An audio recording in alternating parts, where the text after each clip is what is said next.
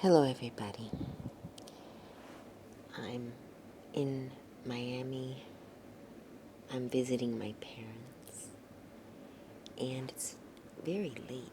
It's actually 4 in the morning, and I haven't been able to sleep because, well, one of the things that happens to me, and that's why you'll notice sometimes I'll go for stretches without posting, and it's usually because my head is kind of not, it kind of goes crazy, but a little too crazy. So I can't really, now I'm calming down a little bit, but I get very impassioned sometimes by politics. And, it makes me a little bit, it just, you can get sick from fighting about politics too much. So I try to keep politics off of this channel because this is the respite. This is where I just talk and non-controversial things, and we're all people. It doesn't really matter. I mean, it's important to have political beliefs, whatever they are, but also understand that you're never going to have 100% the way you want it. And the other side should also understand that it's never going to be 100% the way they want it. But we have to try to get along, you know. But sometimes it feels like one side has too much power, and that's when the people have to speak up, because otherwise it's not a democracy anymore when you're not allowed to speak. When you slip up and say a wrong word and you lose your job, you can't. That's not. Some of you young people don't understand democracy. I'm getting into it. I can't. Just yeah, I'll just say that young people, what's happening now is not a democracy. You can't fire someone. For example, I'm not fired. I haven't, but I've seen other people's lives destroyed because they said something, and it's gotten out of hand. And you know, politics didn't used to be the way they are today. But the way things are going, I said I wasn't going to talk about politics. But the way things are going, kids, those of you who've never lived in the third world, this country is headed towards the third world status, the way things are going, because what this is going to end up happening is going to turn into a civil war. If we don't, there's still time, but we've all got to calm down, the right and the left. Of course, there are people that are very extreme right and very extreme left, and they're both just as dangerous as the other. Argentina has a history with the far right taking over, and that's scary. And then there are other countries where the far left took over, like China, or some Venezuelan countries. Oh, some Venezuelan country. And then of course there are countries where socialism actually works, like Norway. It is said, I actually don't know, but I've heard that Norway functions very well. Sweden has mixed reviews. But Norway has a lot of oil. I mean, they're swimming in oil. A country that's rich in oil really has no problems, and they can afford to be socialist because they've got plenty of money, and you don't have corrupt governments, because that's the other thing. You can have a very wealthy country, but in the third world, the governments are they're all corrupt. They're all openly corrupt. That's what's really scary. In Latin America, they vote for the one who's least corrupt. You know how we hear, we'll vote for the lesser of two evils. In Argentina, it's the one who, like, if the president has mistresses, it's like, he's a man, whatever. They don't care about that. I don't either. Like, if I found out my president had an affair on his wife, yeah, I think it's a horrible man, a horrible husband, not a horrible man. A horrible husband cheats on his wife. That doesn't mean he's bad at his job or he's a bad president or whatever, So people have to start separating issues and think. For example, like the example I just gave you, a man can be a bad husband but a good president, or a good, president of a company or whatever.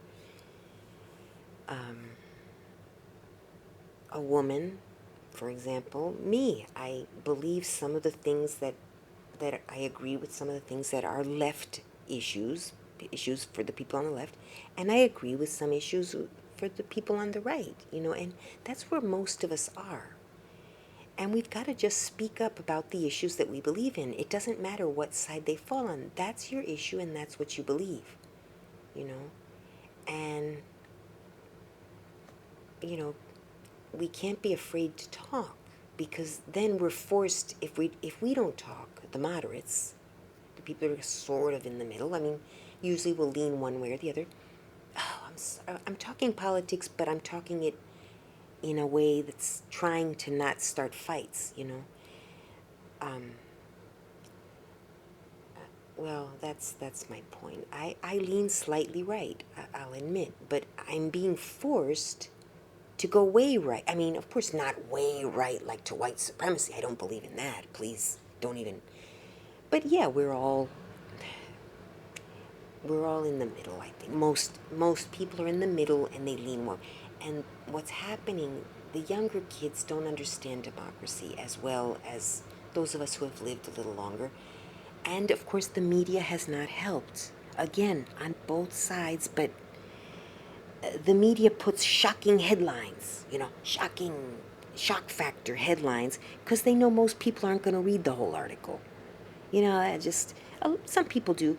And then what happens? A couple of people start talking, saying their opinion, and others are afraid to speak, and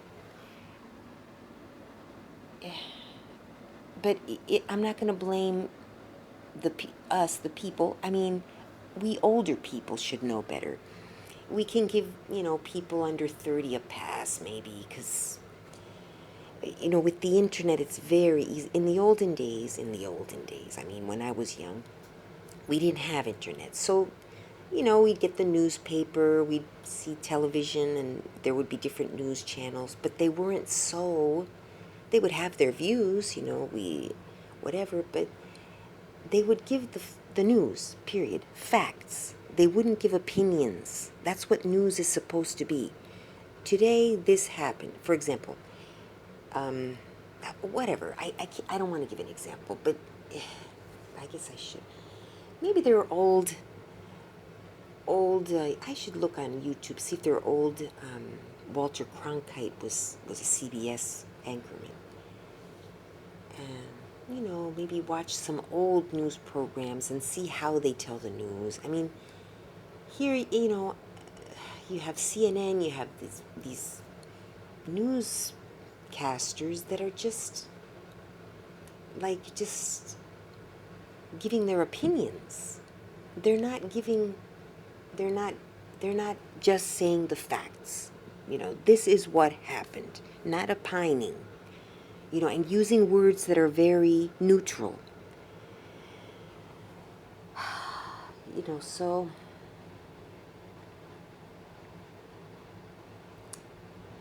I don't know. So I get kind of a little bit overwhelmed, and I start to, argue with people about it, because I think that I'm right, of course, and other people think that they're right. And so, but I kind of am feeling so attacked. I've been feeling attacked for years now because I lean right. It doesn't mean I'm a white supremacist. It means that I believe more. Oh, I'm sorry, guys. Let's not talk about that. And in college, I was more left. You can also change when you get new information and you realize, oh, well, I didn't know that. Oh, okay, well, maybe they have a point on the other side. And, you stay in the middle, and you're allowed to switch to different political parties if things change in society and you realize that the old party doesn't work anymore. You're not committed to a party for the rest of your life, so that's all I'm saying. But anyway, I never wanted to make this a political channel, and I still don't. things have just gotten out of hand. And we all of us, myself included, we need to calm down a bit. I'm a little overboard now with the, with the posting and, so those of you who come to this channel for peace and calm and soft-spokenness, and,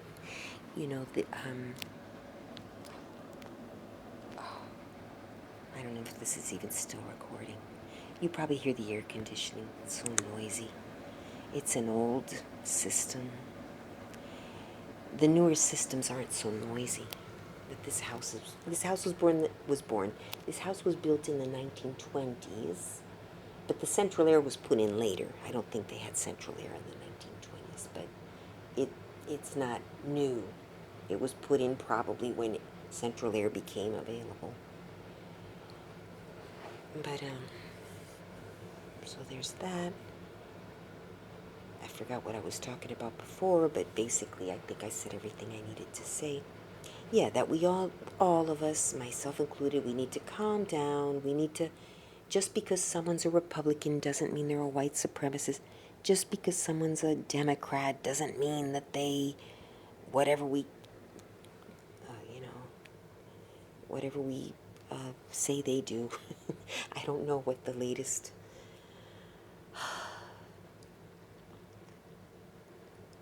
and yeah, I'll stop there.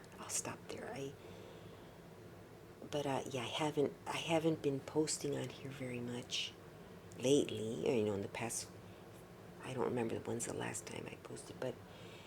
And that's another thing. I apologize, you guys, about that video club that I said I was gonna start, and I haven't even logged into the thing, like, for forever.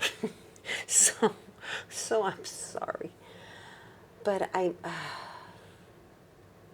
when I calm down, maybe I'll do that. That's the thing, guys. Don't depend on me, because I always have these wonderful ideas. They sound so great, and I get so excited about it because I mean it. I really want, and then I just don't do it. So, I'm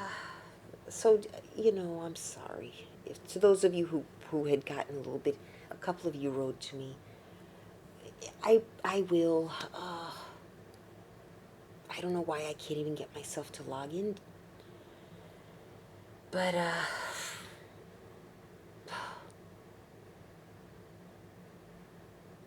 don't know. I kind of realize in hindsight that I made a lot of mistakes with trying to fit in, like with a group. It's okay to want to fit in with a group. That's fine. But if it gets to the point where you're compromising your own values, then it's not... I'm not saying you have to, just, oh, you guys are horrible. You still should, be open to them, but maybe start slowly. I don't say just dump them all of a sudden, but just slowly start finding another group, maybe overlap a few get-togethers, and, start meeting other groups with other opinions than the ones you're accustomed to. It's a little scary to do things like that, but when you go out of your comfort zone, that's where you learn. You learn new things. So if you're used to being surrounded by liberals and you're always arguing on the internet about liberals and liberal values, and, that's great that you have these good values. The other side also has very good values. And Trump was not very good at expressing himself. I'll admit that. But, and he was a terrible president only because he did not even behave presidentially. I mean, whatever that means. But yeah, you have to be balanced. You have to be balanced if you're going to be president of the United States. So no, I'm not saying that I want Trump to be president again. I'd prefer someone else. But,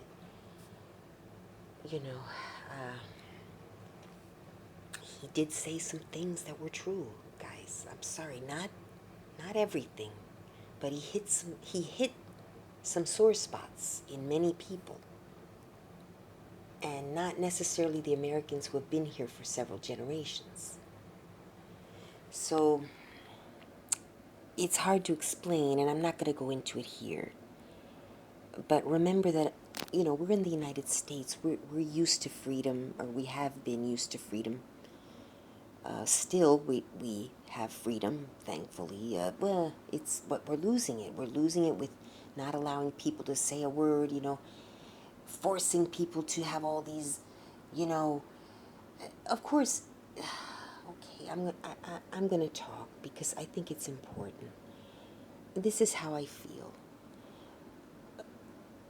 But, when you're expecting everybody to remember everybody's pronouns and everybody's got a different Now, I understand if a trans woman has converted, or whatever you call it, has become a woman, it was a man and now is a woman, of course you call her she if you see that she is really making, even if she still looks kind of manly, you can see that she's making an effort to to be on the outside what she feels like in the inside.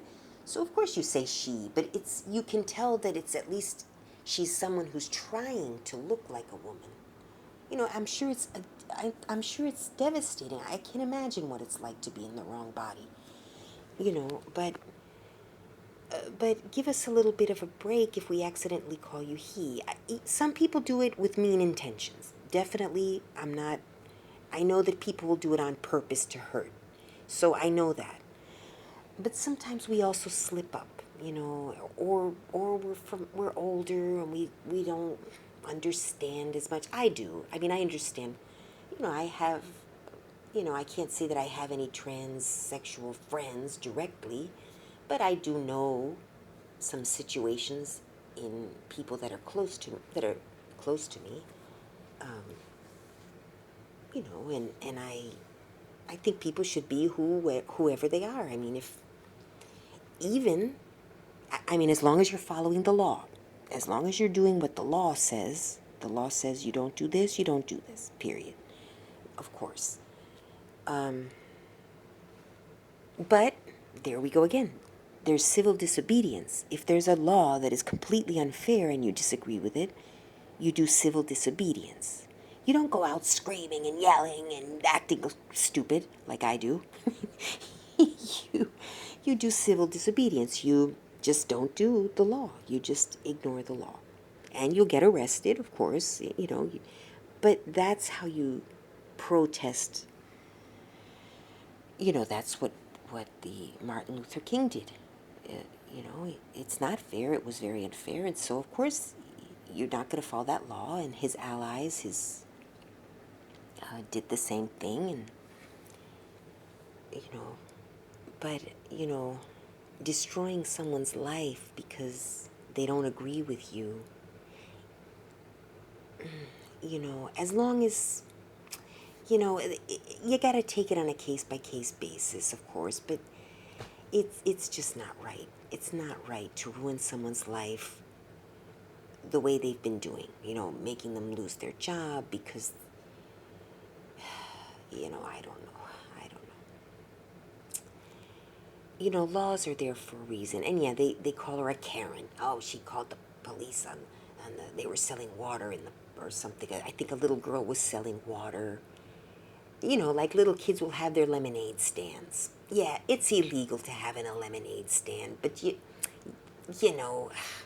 this is how kids learn to learn about business, starting a small business. They're kind of playing. They're not going to become billionaires off their little lemonade stand. And it's a good way for kids to learn, about, well, these days you got to be afraid to have the lemonade stand because in the neighborhoods there's crime. And so, it's, the internet is really where everybody's going. And I love the internet. I've learned so much but that's the thing. I try to Google things that are completely unfamiliar to me, things that I completely feel uncomfortable with, and I go in there and I learn and I understand, even if you're going in as a, in secret because you want to see what's going on over there, what they're saying, and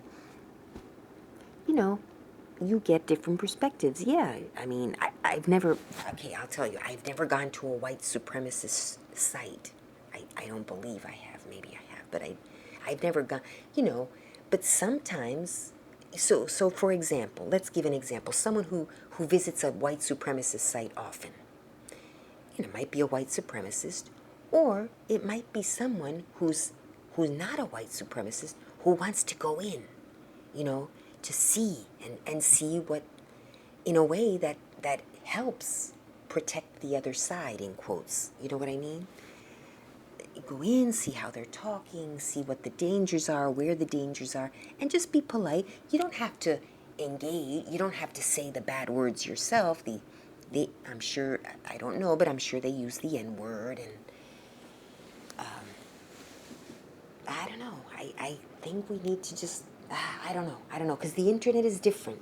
The internet is dangerous in as much that overnight, you know, a riot can start because somebody said something, and we're going to go here and do this, and we're going to fight for our cause, and it could be a good cause, it could be a bad cause, but so, you know, that's why I can understand why they want to ban certain sites, but on the other hand, I don't know, I think people need to, in a way, they're letting off steam. Some people, not everyone. Some people are just letting off steam. They're saying, I don't use the N-word. I don't. And I don't think anyone should use it. But if you're at home with your other, you know, with your family, and, you know, I'm sorry. I know some of you are black. I don't use the N-word. I don't. And I don't agree with using the N-word. And when I hear someone use it, I politely, one of my, if a white, I'm sorry, I probably shouldn't upload this. You know, they say, oh, if you know a white supremacist or someone who's racist, you should just not be friends with them anymore. Just cut them out of your life. Okay, I can understand the sentiment. But what if you have a family member who's maybe not a white supremacist? Okay, maybe he's a little bit ignorant, kind of, you know, what can you do? You don't cut them out of your life. You tell them, I don't agree with you. You try to tell them that it's wrong, and that's it. But so it's not black and white. There we go, I'm using it. But it's, you know, there are other things. There are different cultures. People come from cultures, for example, many of the people coming in on the border now are from cultures where the man is expected to be manly.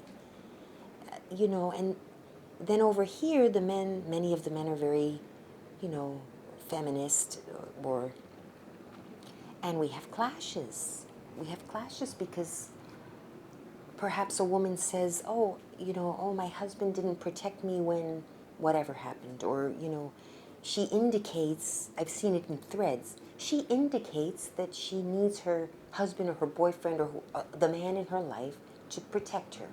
You know, in not as so many words, in different words, but, and the poor lady got attacked. And then it ended up being not about the actual issue, but about her not being an independent woman, and you're a subservient, and I can't believe if I had a daughter, I would copy this thread and tell her to do exactly the opposite. And when all she said, she made a comment, something like, oh, you know, because there was crime in the neighborhood, and, oh, you know, they're talking about defunding the police, and it was a Latina lady. And, you know, it can get very scary. And then what do you think that lady's going to do? She's going to go far right, because she's like, holy crap.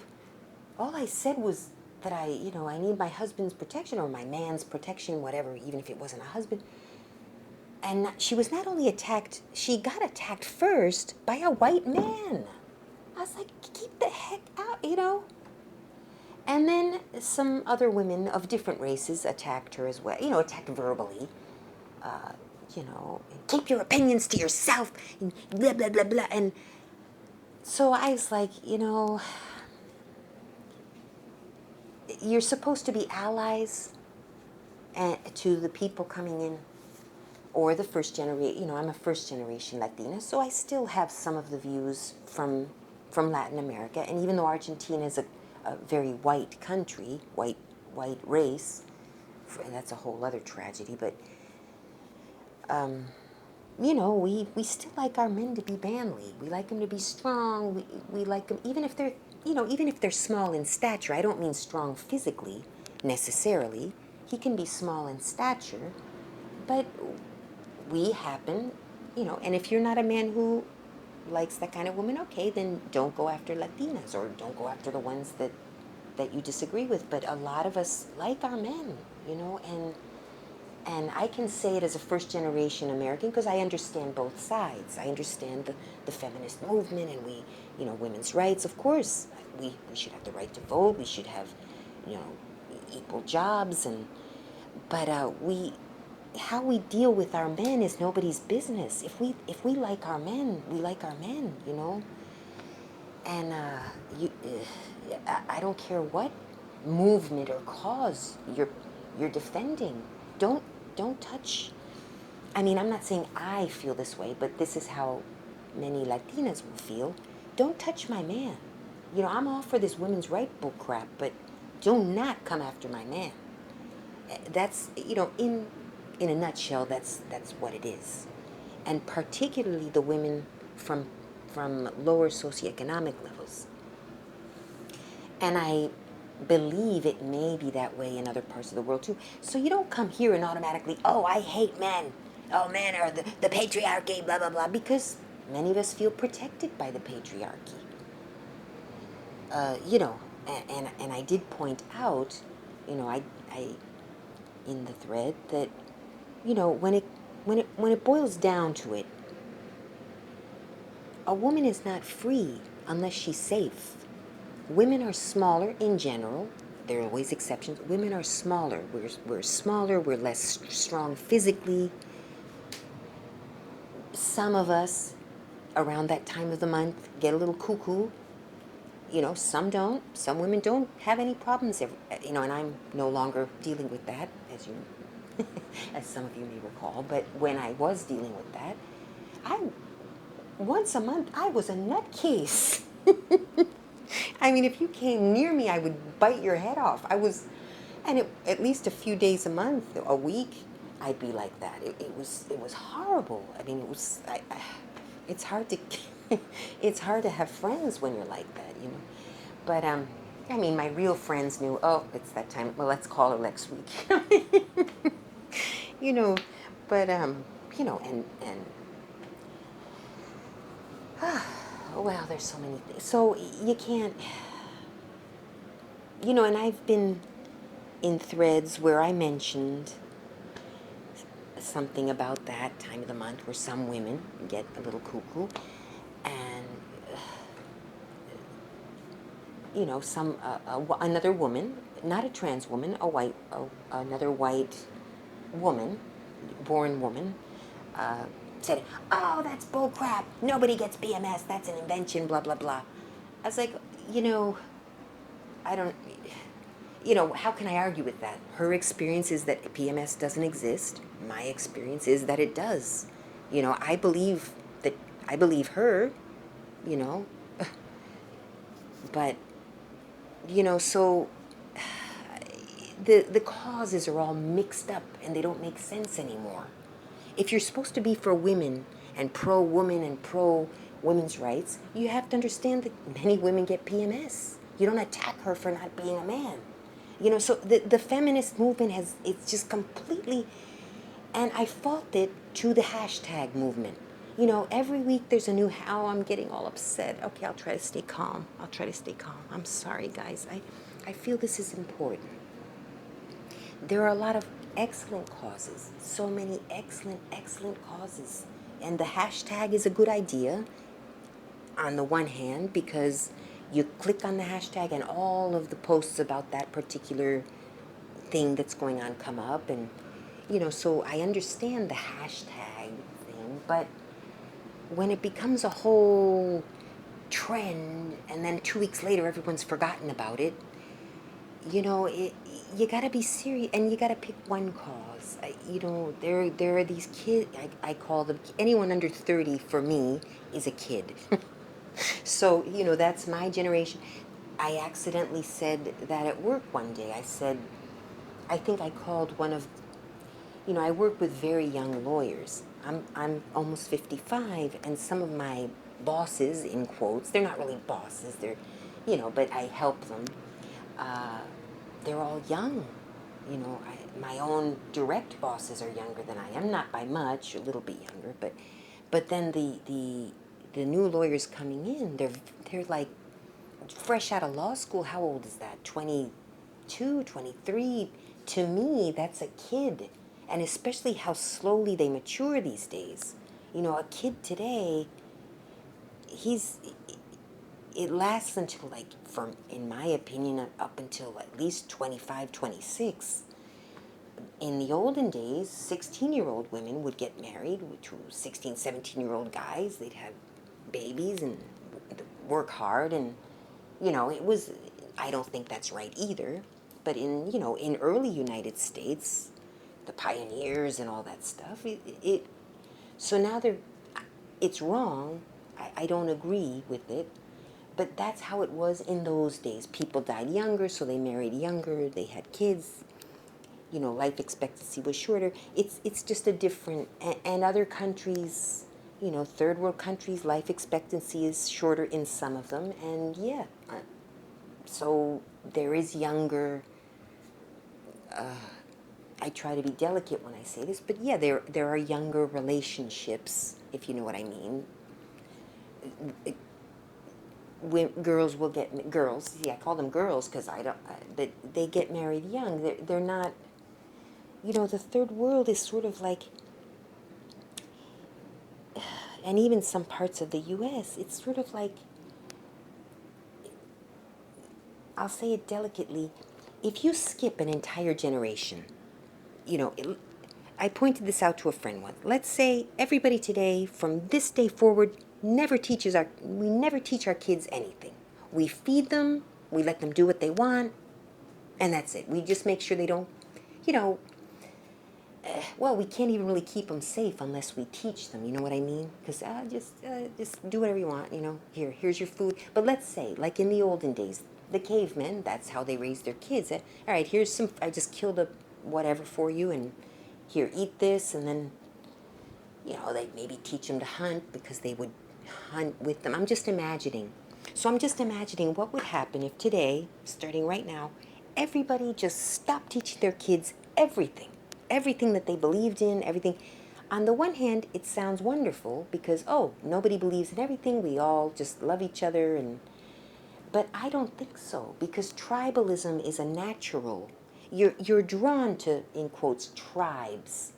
So I believe what would happen, yeah, people would find their, the kids would be little kids running around. The parents just feed them and don't teach them anything. They would eventually find their group, their peer group that they feel better with, and then what ends up happening, they start fighting. That's unfortunately the the the deepest basic part of us is a primate. We're primates. We're no different than gorillas, no different than chimpanzees. Yeah, we're different. I mean, and we can talk and they can't. But and language is so important. That's why language is so important, because that's how you teach. Sure, you can teach them by doing as well, but it's important. We have this gift of speaking, so we need to use it wisely. And I was going to make another point. I can't remember. Well, but let's say we just grunted at them. Language develops. If we completely didn't speak any language, it'll develop. Whatever, we start grunting at each other, then we start making up words, and we, somehow start communicating, and then, we'd start a new language. The children would. We would not talk to, this is my, obviously never going to happen, but this is my, and we have Jane Goodall, Goodall, who studied the chimpanzees, and then you had the other lady who studied the gorillas. They made a movie, Gorillas in the Mist. There was a movie about. these women went and studied primates because they're our nearest relatives. Gorillas, chimpanzees. I think those two are the closer ones. Chimpanzees are like practically human. They just don't talk. I think there's like one chromosome difference, or I don't know how close we are. I know that it's like barely. I mean, uh, I'm getting into a lot of stuff right now, but my father's a doctor. He believes, he's theorizes that it would be possible, just like a horse can procreate with a mule, or you have a tiger, I think, can procreate with the lion. I mean, they're close enough that they can actually. My father doesn't. I don't say he believes it, but he said, it. We're that close that it even might be possible. Now, it's a scary thought, but so by studying, my point being that by studying gorillas and chimpanzees, you learn a lot about yourself as a human, because we're primates. Just like you can learn about a dog learning about the wolf. The way a wolf works, a dog is a little softened. It's like a soft wolf. But they descended from wolves. Well, we descended from apes. Or if you don't believe that, then you don't believe that. But I since I personally believe that the Bible was written by, inspired perhaps by God or wherever it was, but I believe that it was more of a symbolic writing. So, but some people believe that the Bible. I'm getting into all the issues here, so I hope you guys are keeping up. Because then I forget what I was talking about before. Well, back to my original. Language is important. That makes the difference. And it's important that we all speak the same language. We can't have a country where everybody just speaks the language they want to speak, and we need to all learn English. If we're having the immigrants come in, of course they're escaping from horrible, horrible situations, countries where there is war, where they have no potential for growth, financial growth. We understand that. That's why they're desperate to come to the United States. I like to call us America, because that's America. Don't come at me with, oh, well, Latin America is America too. Okay, they can call themselves Americans too if they want to, but I want to call my country America because that's how I feel. I don't want to say USA. I feel proud when I say America. And I'm not dissing someone who lives in Latin America. If they want to say they're American, they can say it too. Just let me say what I want to say. But, so I believe, for that reason, I believe that we need to use English, not bilingual, English. Most of us speak it. Most of the world speaks it. It's kind of hard to switch off now. Our Declaration of Independence is in English. We're going to have to if they're desperate to come to the U.S., I don't think they care what language they're asked to speak. Even in Sweden, I have an aunt who moved to Sweden long ago, and they, at least at that time when she went, I think it was the 60s. She was required to learn Swedish. That was one of the requirements. They let her in. Her and her husband, she and her husband, and she had to learn the history. She had to learn English. And that's when you come in legally. But then when you have a bunch of people coming in illegally, they don't learn English. They kind of learn it as they go, maybe, or maybe they just never learn it.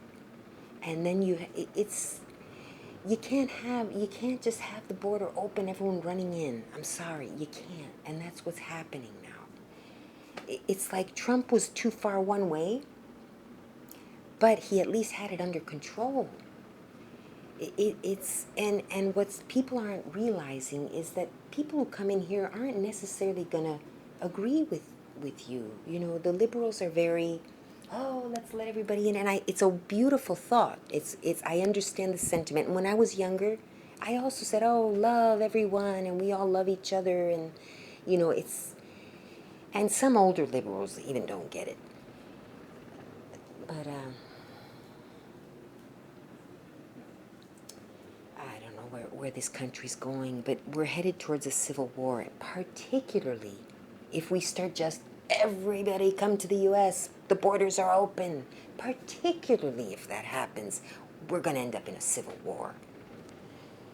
And the ones, well, all right, I'll stop there.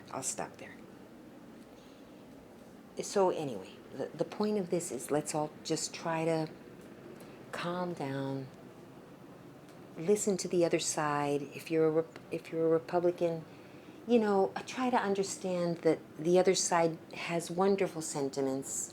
They're not always practical, but they mean they're doing well, and they do a lot of good things too. The Democrats have done many. I used to be well, I've never. Well, I guess I've always been in the middle, but yeah, I used to argue a lot for the Democrat side. And now I feel kind of silly because I argued because of things that I heard that someone else told me, not because I actually learned on my own. And yet I was, even back then, they said, oh, Republicans are all racist. And then I realized they're not. But unfortunately, that's each side has their ammunition against the other side. So what the Democrats have always used since, at least as long as I've been here, is that Republicans are racist, period. They're racist, they're racist, they're racist, racist, racist. No, they're not. Some of them are, but you know what? Some Democrats are racist. Northern states are sometimes racist. The South is perhaps more overtly, or more, when there is racism in the South, it's more overt. Or it's maybe just respecting each other. If you don't,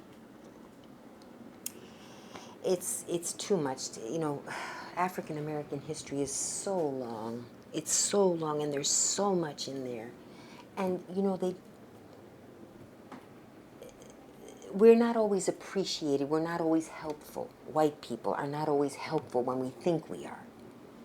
We think we're helping sometimes, but we're not always helping. There are things that we don't recognize, that we don't, we haven't lived. We can try to imagine what it's like to be born black, but don't necessarily think that all blacks agree with the liberal parties. Socialism or some do, many do, of course, but many don't, guys. It's not but you've got to just stop using that. The race card is really overdone. It is so overdone. Oh, God. I'm sorry. I haven't been well these past few weeks. So I'm going to stop there because I'm really trying to stay calm, but I feel myself getting riled up again. So, all right, guys, I'll stop there. Okay, thanks. Bye. I'm still trying to find the button to turn this off. I had to do it on my phone. Oh, look at that. Shoot, it's long. I had to do it on my phone because my camera's not working again. It's not holding charge in the battery, so. Okay, bye, guys.